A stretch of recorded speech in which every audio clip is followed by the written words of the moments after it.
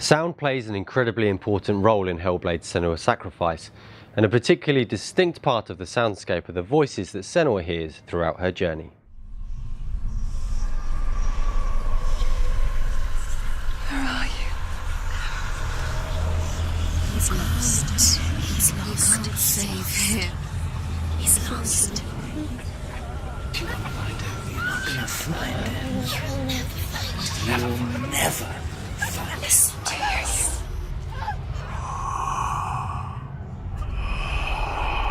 Did you feel him? As part of Senua's experiences of psychosis, she hears voices, something that is very common with mental health difficulties and is experienced by huge numbers of people. You're gonna find him. You can find him. I really had no idea what somebody who hears voices actually hears. I mean, do they actually hear voices, or is it more of an internal voice? I really didn't have a concept of what this would sound like. So we wanted to find out. I'm not gonna let him rot here! You're the one rotting here. Leave me alone! You will die here. No! And all your suffering will have been for nothing. We wanted to make sure that the voices the player hears are true to the types of experiences that voice hearers have. To do so, we reached out to people with first-hand experience, including a group at Recovery College East, the Voice Collective, Rachel Waddingham from Behind the Label, and experts in the field. My name's Charles Fernyhoe. I'm a professor of psychology at Durham University, and I lead a project called Hearing the Voice, which is looking at the experience of hearing voices, or to use its medical term, auditory verbal hallucinations. They know you're here. They're watching. Hearing voices is an experience that is usually associated with severe mental illness, diagnoses such as schizophrenia, although it's also associated with a number of other psychiatric diagnoses. And crucially, we know that hearing voices is a part of ordinary life for many people who don't meet the criteria for mental illness. You killed him. So when I first heard about the development of Hellblade and had a chance to engage with Ninja Theory about our research, I was really keen to do so because there's a huge problem of stigma associated with these experiences. They're misunderstood, highly stigmatized, and that problem is particularly acute with younger people. So these experiences tend to start happening to people in adolescence and early adulthood.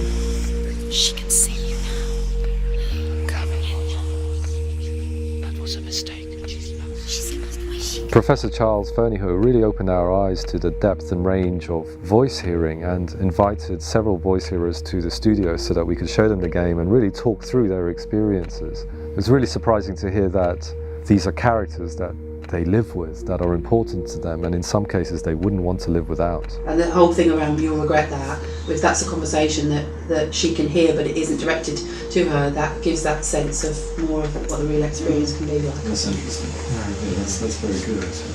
We discovered that people had a wide range of experiences, from hearing just one voice coming from a distinct location to hundreds of voices that came from all different directions. And one thing that stood out to us was that for many people, the voices had distinct personalities and characters, and this was something that we wanted to bring through into the game. Please stop. You'll never come back if you go there.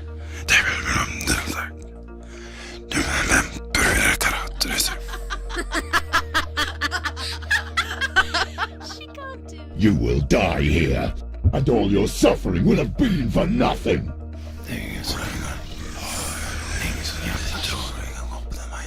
Binaural audio, where you can position the voices in space, reflects better what the voice hearers were telling us they heard. There are many different styles of voices that she hears. Some of them are fully developed characters. There are other characters that are based on people she once knew. Everyone hates her. She's cursed.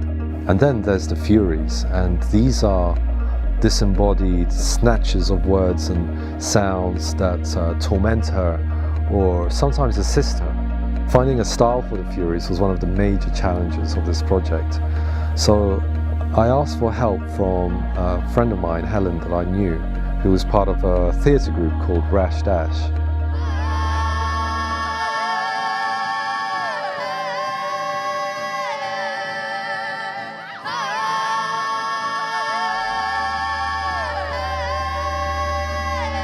Helen came to the studio with Abby and Mark, and together we worked out how we could make these voices come to life around you.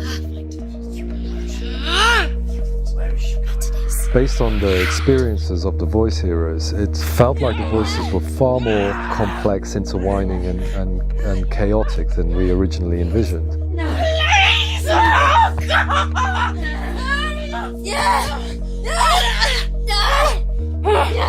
If we could represent not just the voice but the physicality of these characters interacting with each other, we might come up with something unexpectedly different. Oh, it's really hard not to follow the voices, that's so weird. The next job was to implement the voices in-game alongside the music and sound effects. This is the job of David, our Hellblade audio lead, working closely with Tamim.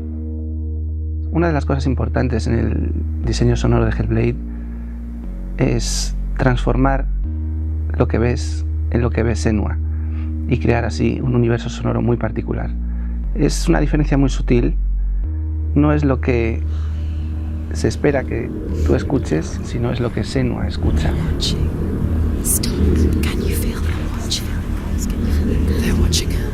Tener la suerte de contar de primera mano con gente que escucha voces realmente nos ha ayudado a crear una visión más real y más personal.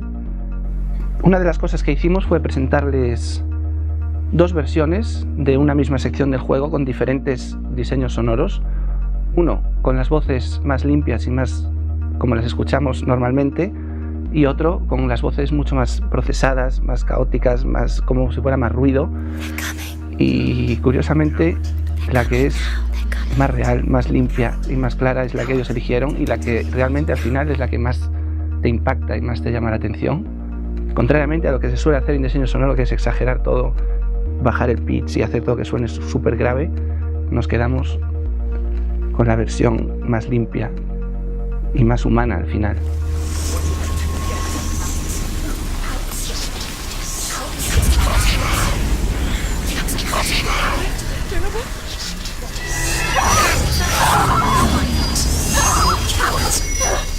It's very hard to represent what this experience is like, partly because it's so varied, partly because it's such a personal, intense, emotional experience. It's testament to how Ninja Theory have been reading the research, listening to what the researchers are saying, but also crucially listening to the experts by experience, that what they've come up with is so compelling. It's by far the best representation I've heard of what these experiences are like.